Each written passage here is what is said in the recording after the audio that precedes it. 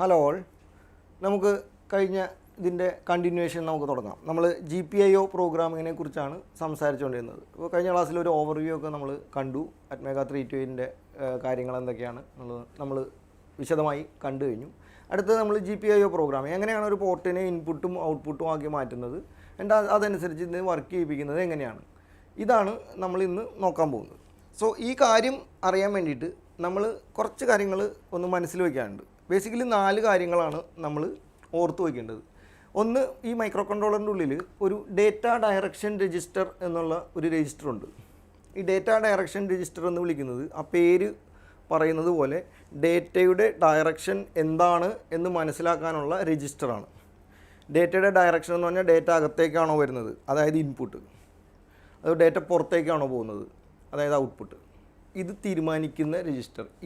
ഇത് നമ്മൾ മാനിപ്പുലേറ്റ് ചെയ്യുന്ന അനുസരിച്ചിട്ടാണ് നമ്മുടെ പിന്ന് ഇൻപുട്ടാണോ ഔട്ട്പുട്ടാണോ എന്നുള്ളത് തീരുമാനിക്കുന്നത്. ആ പേര് തന്നെയുണ്ട്, ഡേറ്റ ഡയറക്ഷൻ രജിസ്റ്റർ. എൻ്റെ ബ്രാക്കറ്റിൽ ഞാൻ DDRX ഇട്ടിട്ടുണ്ട്. ആ എക്സ് എന്ത് വേണമെങ്കിലും ആകാം, കാരണം നമുക്ക് 3 പോർട്ടാണുള്ളതെന്ന് പറഞ്ഞു, B, C and D.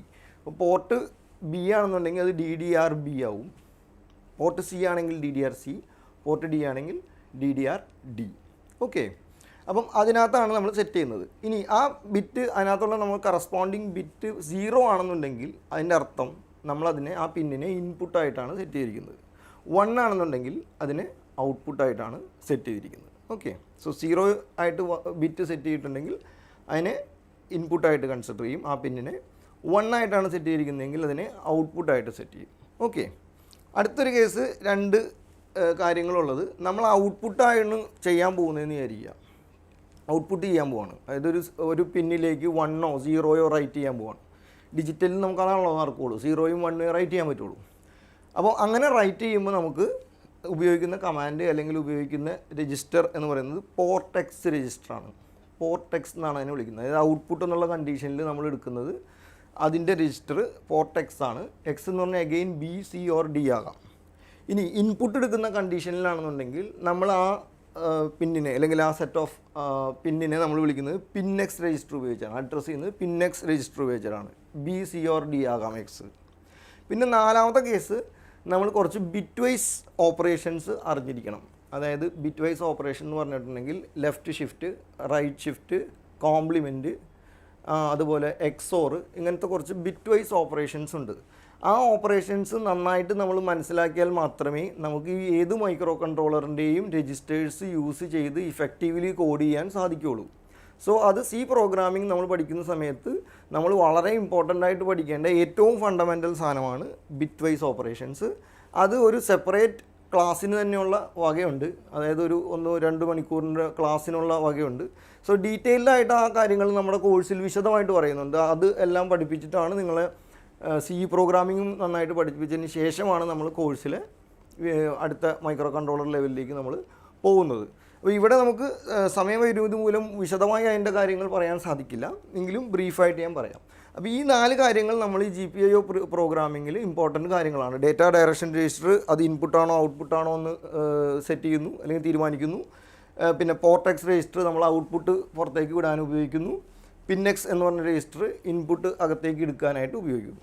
So അതാണ് ഉള്ളത്. പിന്നെ ബിറ്റ് വൈസ് ഓപ്പറേഷൻ, അത് നമ്മൾ അറിഞ്ഞിരിക്കണം. അറിഞ്ഞാൽ മാത്രമേ നമുക്ക് ഇത് ഇഫക്റ്റീവായിട്ട് കോഡ് ചെയ്യാൻ സാധിക്കുള്ളൂ. ഓക്കെ, ഇനി ഈ രജിസ്റ്റേഴ്സ് ഞാൻ ജസ്റ്റ് ഒന്ന് കാണിച്ചു തരാണ്. ഡേറ്റ ഡയറക്ഷൻ രജിസ്റ്റർ ഉണ്ട്, പിന്നെ പോർട്ട് എക്സ് എന്നുള്ള രജിസ്റ്റർ ഉണ്ട്, പിന്നെക്സ് എന്നുള്ള രജിസ്റ്റർ ഉണ്ട്. അപ്പോൾ ഇവിടെ എക്സിന് പകരം ഞാൻ എടുത്തിരിക്കുന്നത് B ആണ്, കാരണം ഞാൻ ഉപയോഗിക്കാൻ പോകുന്ന പോർട്ട് B ആണെന്ന് വിചാരിച്ചോ, B ആണെന്ന് വിചാരിച്ചോ. അങ്ങനെയാണെങ്കിൽ ഈ പോർട്ട് Bയിലുള്ള ഡേറ്റയുടെ സാധനങ്ങൾ അതൊരു 8 ബിറ്റ് രജിസ്റ്ററാണ്. കാരണം എന്താ, നമുക്ക് ഓർമ്മയുണ്ടല്ലോ, കാരണം അത് 8 പിന്നുകൾ അവൈലബിൾ ആണല്ലോ പോർട്ട് Bയിൽ. അപ്പോൾ ഓരോന്നും ഓരോ പിന്നുകളെ റെപ്രസെൻറ്റ് ചെയ്യുന്നതാണ്. ഇപ്പോൾ നിങ്ങൾ അവിടെ നിന്ന് നോക്കിക്കഴിഞ്ഞിട്ടുണ്ടെങ്കിൽ LSB തുടങ്ങിക്കഴിഞ്ഞിട്ടുണ്ടെങ്കിൽ port B0, B1, B2, B3, B4, B5, B6, B7 വരെ എത്തി, 8 ബിറ്റ്. അപ്പോൾ ഈ ഓരോ ബിറ്റ്, ഇപ്പോൾ ഏത് പിന്നാണോ നമ്മൾ ഔട്ട്പുട്ടാക്കാൻ ഉദ്ദേശിക്കുന്നത് അതനുസരിച്ച് വാല്യൂ മാറും. ഫോർ എക്സാമ്പിൾ, ഇപ്പോൾ നിങ്ങൾ പോർട്ട് Bയിലെ 5th ബിറ്റാണ്, ഇതാണ് നിങ്ങളുടെ ഇൻട്രസ്റ്റ്, അതായത് ഈ പിന്നാണ് നിങ്ങൾ ഔട്ട്പുട്ടാക്കാൻ ഉദ്ദേശിക്കുന്നതെന്നുണ്ടെങ്കിൽ ഇതിനെ ഔട്ട്പുട്ടാക്കണം എന്നുണ്ടെങ്കിൽ ഈ രജിസ്റ്ററിൽ നമ്മൾ എന്ത് ചെയ്യണം, ഈ ബിറ്റിലായിരിക്കും നമ്മൾ വർക്ക് ചെയ്യാൻ പോണത്. പോർട്ട് B5 എന്ന് പറയുന്ന ബിറ്റിലായിരിക്കും നമ്മൾ വർക്ക് ചെയ്യാൻ പോകുന്നത് ഔട്ട്പുട്ട് ആവുന്ന കണ്ടീഷനിൽ 1 ഉം 0 ആക്കും. അതനുസരിച്ചിട്ട് ആ പിന്ന് ഹൈയും ലോവും ആവും.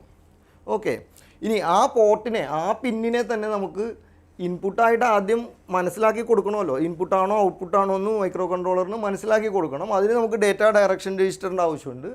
അത് ഇതാണ്. അപ്പം ഈ രജിസ്റ്ററിൽ നോക്കിയാൽ നിങ്ങൾക്ക് എന്ത് ചെയ്യാം, കറസ്പോണ്ടിങ്ങിൽ 8 ബിറ്റ് കാണാൻ സാധിക്കും. അപ്പം ഇതിനകത്ത് ഇപ്പം നിങ്ങൾ ഈ പോർട്ട് B5 ഈ ബിറ്റാണ് നിങ്ങൾക്ക് ഔട്ട്പുട്ടായിട്ട് സെറ്റ് ചെയ്യേണ്ടതെന്നുണ്ടെങ്കിൽ ഇതിൻ്റെ ഉള്ളിൽ DDRBയുടെ ഉള്ളിൽ ഇതിനെ ഈ DDB5 എന്ന് പറയുന്ന സാധനത്തെ നമ്മൾ എന്താക്കി വെക്കണം, 1 ആക്കി വെക്കണം. 1 ആണെങ്കിലാണ് ഔട്ട്പുട്ട്, 0 ആണെങ്കിൽ ഇൻപുട്ട്. ഓക്കെ, സോ ഇതിനെ നമ്മൾ 1 ആക്കുമ്പോഴാണ് മൈക്രോ കൺട്രോളറിന് മനസ്സിലാവുന്നത് ഇത് ഔട്ട്പുട്ടായിട്ട് സെറ്റ് ചെയ്തിരിക്കുന്നു എന്ന് മനസ്സിലാവുന്നത്. അതിനുശേഷം കോഡിങ്ങിൽ നമ്മൾ എന്ത് ചെയ്യുക, ഈ ബിറ്റ് 0യോ 1 ആക്കുന്നതിനനുസരിച്ച് ആ പിന്ന് ഹൈയോ ലോയോ ആകും. ഓക്കെ, അതാണ് എൻ്റെ പരിപാടി. ഇനി ഇത് ഇൻപുട്ടായിട്ടാണ് എടുക്കുന്നതെങ്കിൽ നമ്മൾ എന്ത് ചെയ്യും, ഈ പിന്ന് ഇൻപുട്ടായിട്ടാണ് നമ്മൾ യൂസ് ചെയ്യുന്നതെങ്കിൽ എന്ത് ചെയ്യും, ഈ ബിറ്റിനെ 1ന് പകരം നമ്മൾ എന്താക്കും, 0 ആക്കി സെറ്റ് ചെയ്യും.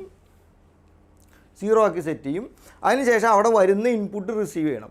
ഇൻപുട്ട് റിസീവ് ചെയ്യാനായിട്ട് നമ്മൾ ഉപയോഗിക്കുന്ന കമാൻഡ് അല്ലെങ്കിൽ രജിസ്റ്റർ എന്ന് പറഞ്ഞാൽ പിൻ B രജിസ്റ്ററാണ്. അപ്പോൾ ഇതിന് നമ്മൾ 0 ആക്കി. അപ്പോൾ ഇൻപുട്ട് വരാൻ നമ്മൾ പ്രതീക്ഷിക്കുന്നത് ഇവിടെയാണ്, പിൻ B5. അപ്പോൾ നമ്മൾ എന്ത് ചെയ്യും, നമ്മുടെ കോഡിൽ ഇതിനെ ആയിരിക്കും നോക്കണേ, ഇൻപുട്ട് വരുന്നുണ്ടോ ഇല്ലയോ എന്നുള്ളത്. ഓക്കെ, ഈ പിന്നിനെ ആയിരിക്കും നമ്മൾ നോക്കുക, പിൻ B5നെ ആയിരിക്കും നോക്കുക. ഓക്കെ, അപ്പോൾ അതാണ് ഇതിൻ്റെ ബേസിക് സാധനം. ഈ രജിസ്റ്റേഴ്സ് നമ്മൾ അറിഞ്ഞിരിക്കുക, കാരണം ഇത് വെച്ചിട്ടാണ് നമ്മൾ ചെയ്യാൻ പോകുന്നത്. ഓക്കെ, സോ ഇനി നമുക്ക് ഇതിൻ്റെ ഒരു ചെറിയൊരു കോഡിങ് സെഷനിലേക്ക് ഫസ്റ്റ് ഞാൻ ഹാൻഡിൽ ചെയ്യാൻ പോകുന്നത് GPIO പിൻ, ഒരു പിന്നിനെ നമുക്ക് ഔട്ട്പുട്ടായിട്ട് എങ്ങനെ യൂസ് ചെയ്യാം എന്നുള്ളത് ജസ്റ്റ് ഒന്ന് കാണിക്കുകയാണ്. നമ്മൾ കോഡ് ചെയ്യാൻ പോകുന്നത് അറ്റ്മൽ സ്റ്റുഡിയോ എന്ന് പറയുന്നത് ഇപ്പോൾ മൈക്രോചിപ്പ് സ്റ്റുഡിയോ എന്ന് വിളിക്കുന്ന സോഫ്റ്റ്വെയറിലാണ്. കാരണം അതാണ് AVRൻ്റെ ഒഫീഷ്യലായിട്ടുള്ള സോഫ്റ്റ്വെയർ. അതിനകത്ത് നമുക്ക് എംബഡഡ് സിയിലൊന്ന് കോഡ് ചെയ്ത് നോക്കാം. ഓക്കെ.